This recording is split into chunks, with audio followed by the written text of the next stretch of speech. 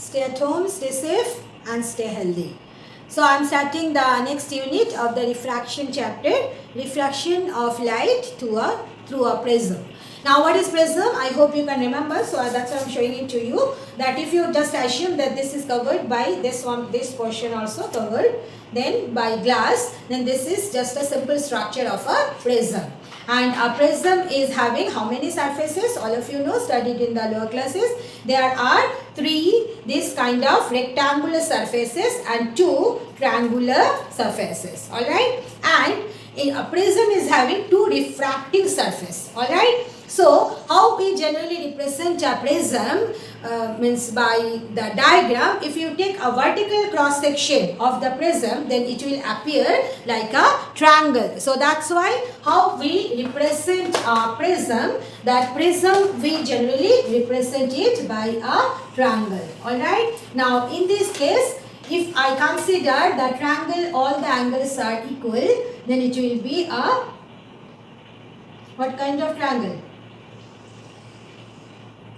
Equilateral triangle. So, let us consider that this triangle is representing the prism. So, this is, I am naming it as ABC. Alright. In this case, AB is the refracting surface, one refracting surface. AC is another refracting surface, and the angle between 2 refracting surface is known as angle of the prism. Lower classes you studied it already. I hope you have not forgotten. So, AB is the refracting surface here, AC is the refracting surface, A is the angle of the prism, and the side opposite to the angle of the prism, that is known as base. So, here BC is the base of the prism. So, when a light ray will fall on the prism, how it will suffer the refraction. So, you just follow how I am drawing the diagram, and you also should draw the diagram in the same manner. So, you see I am holding the scale, then this is the incident ray, it is falling on AB. Just you see, I have not changed the position of the scale. Without changing it, you just extend the path of the incident ray by a dotted line.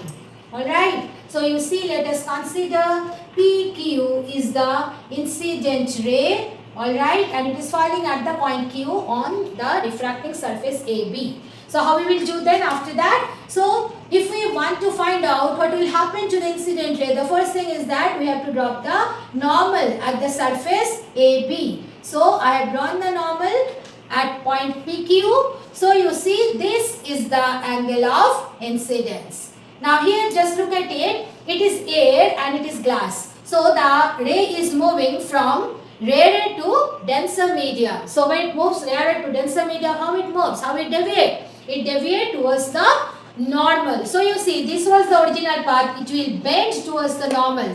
So, let us consider it is bending towards the normal and following this path and falling on the second surface at the point R. This is the point R where it is falling on the second refracting surface. So, what will happen to the ray? What to do? First, you draw the normal at the point R. So, if you draw the normal at the point R, then you see this is the incident ray. QR is the incident ray for the second refraction. Now, in the second refraction, how the light is moving? It is moving from glass to air. Means from denser to rarer medium. So, when a light ray moves from denser to rarer medium, how it moves? It bends away from the normal. So, you see this was the original path. Now, it will bend away from the normal. So, if I draw this ray, and here also girls, you please follow how I am doing. You draw the extended path in the backward direction also at the point R. Okay. So, you see this is the emergent ray. Alright. So, you see how and let us consider, let us name that path PQRS. So, PQ is the incident ray. It is bending towards the normal and then it is falling at the point R, bending away from the normal. So, we have to name the angles now. So, here you see this is the first set of refraction. So, we name it as R1, angle of refraction. Then this angle we name it as R2 and this is the angle of emergence, we name it as E. Alright. So here look at the diagram that if you extend the normal in the backward direction, then they are meeting at this point. So let us name the point as T. And then you can use, you have to name these 2 points also. So let us name it as P, Q, R, S, T, A, B, C. Let us consider this point as D and this point as E. Alright. So here, look at the path of the ray. PQ is the incident ray. So you can consider DE is the original path of the ray. After suffering refraction through the prism, this is the final ray RS. So if you extend the final ray, it is meeting with the original path at the point D. So what does this angle represent? This is nothing but angle of deviation delta. Alright. So this is angle of deviation. Now little bit geometry we have to do just to get a relation between all the angles here. Clear? Now how you will start the derivation? Just you look at the diagram. If you look at the diagram, you will see there are a big quadrilateral and there is a small quadrilateral. Identify it, everybody?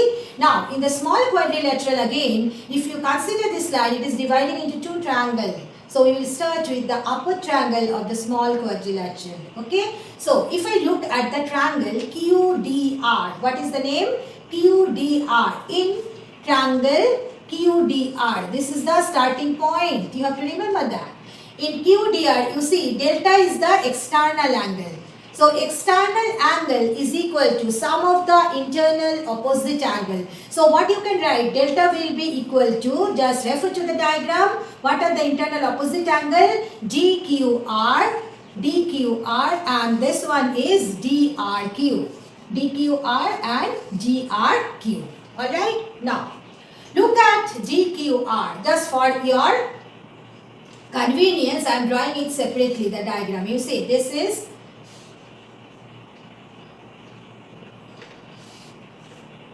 I, alright. Then this is R1 and this angle is DQR. So you see, just look at this diagram. For this portion, I have drawn it separately so that you can understand it. So you see what is happening. If you consider this line and this line, then this angle and this entire angle is the vertically opposite angle. So you see this entire angle is I. And then this part is R1. So what is the angle DQR? It is I minus R1. So what you can write? DQR. DQR is I minus R1. Similarly, you look at this point. DRQ. DRQ, how you can write? You can write it as E minus R2. So if you open the bracket and rearrange the terms, then you can write it this. I plus E, then minus sign you take common for R1 and R2. So it will become R1 plus R2. So you are getting delta is equal to I plus E minus R1 plus R2. This is the first equation of motion. This is the first equation. We have got that delta is equal to I plus E minus R1 plus R2. Now you consider the lower triangle of the small quadrilateral. So what is the lower triangle? QRT. What I said earlier, that you should start with the upper triangle of the small quadrilateral. So that is done. Then next, we will take the lower triangle of the small quadrilateral. So what it is? QRT. So you see, in triangle QRT, sum of all the angle is equal to how much? 180 degree, isn't it? So you see, you can write in triangle QRT, what are the angles? Let us find out. R1 plus R2. R1 is one angle, R2 is another angle. What is the other angle? This is angle T. So R1 plus R2 and angle T is equal to 180 degree. This is the second equation we have got. Now, next point, next what you will consider? The bigger quadrilateral. What is the bigger quadrilateral? AQTR. So you see, in the quadrilateral AQTR, angle Q and angle R, both of them are 90 degree, isn't it? So you see, both will be the sum of the other two angles of the quadrilateral. Sum of all the four angles of a quadrilateral is 360 degree. So you see, what are you getting? What will be A plus T? Which will be 360 minus 90 plus 90 means you are getting it as 180 degree. So this is the third equation. Now compare second and third equation. if you compare second and third equation, then you see for both the equation, right side is 180 degree. So you can equate the left side. So if you equate the left side, what are you getting? R1 plus R2 plus angle T is equal to angle A plus angle T. So you are getting T cancel from both sides. So you are getting R1 plus R2 is equal to A very important relation. So this is the fourth equation. Clear? Then next you see after this, if you substitute equation 4 in equation 1, then what are you getting? If you substitute equation 4 in equation 1, then you are getting that delta is equal to I plus E. Delta is equal to I plus E minus A. So this is very important relation. So let us consider it as equation 5. Now, this angle of deviation, okay, from this one it is clear that angle of deviation depends on angle of incidence. Now, look at this one that you cannot say that delta if you increase I, delta will increase. No. How delta depends on I, that you can get from this relation, that if you plot a graph I versus delta, means what you are doing, you are increasing the value of I from a very small value. Then what you will observe? You will observe that delta will decrease first. So what I said, you are increasing starting from a very small value. Then what will happen to delta? Experimental observation this is. What will happen? Delta will also decrease with I. Then for one particular value of I, delta will become minimum. After that, if you increase I, then what will happen to delta? Delta will increase. So look at it, for one particular value of I, this is one value of I, what is happening to delta? Delta is becoming minimum. Alright, very very important concept. So you see, delta becomes minimum only for one value of I. And when delta becomes minimum, then we call it as, that is angle of minimum deviation. And when angle of delta means deviation becomes minimum, delta becomes equal to delta minimum, then the first point is that for one particular value, again I am repeating, for only one value of I, delta is minimum. That's why what we got, when delta is, what we get, when delta is equal to delta minimum, then I becomes equal to E. Alright, so how I becomes equal to E? Just look at it. I try to understand it, I am explaining. If you cannot understand, no problem, no worry, you don't have to remember it. Just remember that when delta is minimum, I equal to E. So why I equal to E? Just you consider, let us consider this particular situation, that under this condition, suppose delta is minimum. Alright, and I am considering that I is not equal to E. Now what you are doing, you are sending light from this side and you are receiving light from this side. Okay, so you see, when you are receiving light from this side, then light is following this path, P, Q, R, S. Okay, and what is the angle of incidence? I. So you are getting that delta is minimum when angle of incidence is I. Now what you have done? You have changed the position. Means you have come to this side now. Alright, now we know that according to principle of reversibility of light, if the light is reversed at one point, then what the light will do? Light will follow the same path. So what you have done? You have changed the position. You have come to this side. Now light you have changed. So you see now the light will follow this path. S, R, Q, P. So when the light is following S, R, Q, P, then what is the angle of incidence? You have got E. So you see, if this is the situation, then delta is becoming minimum for angle of incidence I also, for angle of incidence E also. Got it? But what is the experimental observation? That for only one value of I, delta is minimum. So how to solve this problem? Then I should be equal to E. Got it? So that's why when delta is equal to delta M, then I is equal to E. It is a frequently asked question. Several times this question has come in board exam. Okay? So you must remember this fact. When angle of deviation is minimum, then angle of incidence is equal to angle of emergence. The first point. So look at it, if I and D are equal, then according to Snell's law, what will happen? R1 and R2, they should also be equal. So let us assume that R1 and R2 becomes equal to R. Then you see, according to the fourth equation of motion, I have rubbed it, I hope you can remember, that A is equal to R1 plus R2, alright. So if R1 equal to R2 equal to R, so one can write A is equal to 2R, so R is equal to A by 2. Is that clear? This is the third concept. Then, next one, this is also a frequently asked question. If I equal to E, R1 equal to R, then you see, when a ray is suffering minimum deviation, then how the ray passes through the prism? Then, as R1 and R2 they are equal, what will happen? The ray QR will become parallel to the base. Is that clear? So, this question comes that when the angle is equal to angle of deviation is minimum, then what will be the refracted ray within the prism? What should be your answer? Either you can draw this diagram or you can write that refracted ray will be parallel to the base of the prism. Both are very, very important. So this is the fourth point you have to remember when angle of deviation is equal to minimum angle of minimum deviation. Then the next point is that you see here, delta is equal to I plus E minus A, isn't it? So when delta is equal to I plus E minus A, so when delta is minimum, one can write I and E are equal, so you can write it as 2I. So delta minimum is 2I minus A. Another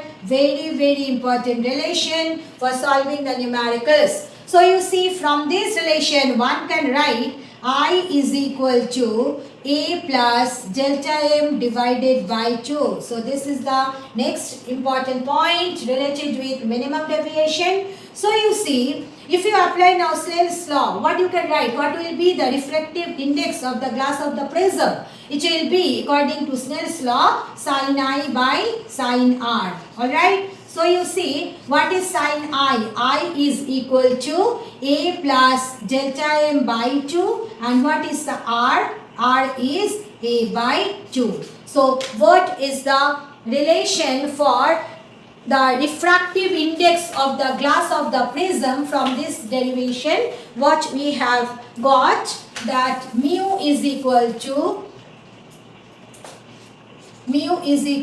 sin delta M by 2 divided by sin A by 2.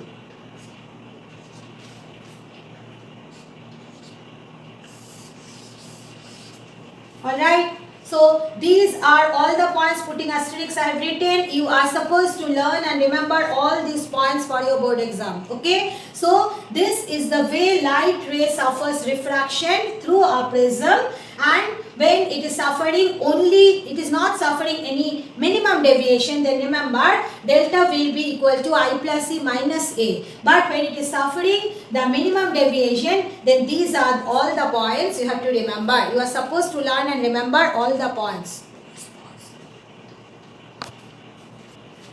So next one is factors on which angle of deviation delta for reflection of light through a prism. Remember, last I discussed delta for glass slab also. Don't mix up the two concepts. Okay. Here delta is deviation of light for refraction through a prism.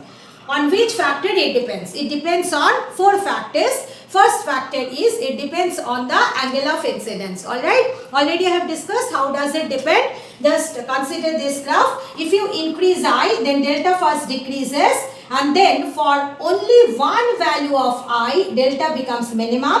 After that, when I increases, then delta increases. Alright. Then second factor on which delta depends on angle of the prism, that we denote it by A. Okay, how does it depend? If angle of the prism increases, delta increases. Kindly do not write directly proportional. I am reminding, some of you are having this very bad habit. Okay, I do not want to take the name of the girls, but please do not do it. you must write it this way: if angle of the prism increases, delta increases, and vice versa. Alright. The next one, Ri of the material of the prism, refractive index of the material of the prism. Means mu. How does it depend? If mu increases, delta increases. Again I am reminding, do not write they are directly proportional. Okay. After that you can write and vice versa. I have not written that. So if mu increases, delta increases. Now earlier we have, what is the fourth factor? Earlier we have studied that refractive index depends on the color of light. So you see, as delta depends on mu, so and mu depends on color of light. So what conclusion you can draw? What will be the fourth factor on which the deviation delta depends? That is color of light used. Alright, the fourth factor on which angle of deviation delta depends, that is color of light. Generally we denote it by lambda, color of light used. Okay. Now how does it depend? How you can conclude? You know that for red color it is having the maximum wavelength, isn't it? So lambda of red is maximum and lambda for violet, wavelength of violet light, is minimum. So one can write this one.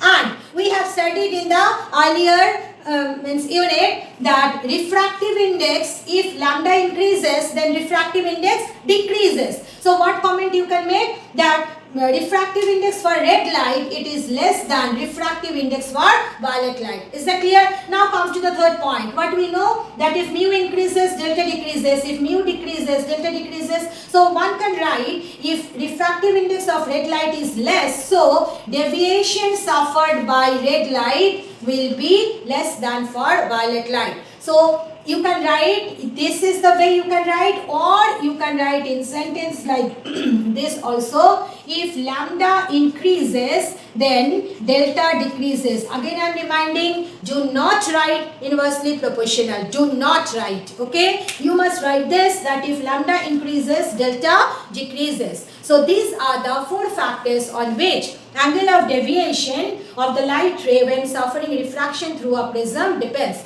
This is also a very important question or topic for your board exam. So you must learn and remember all the 4 points.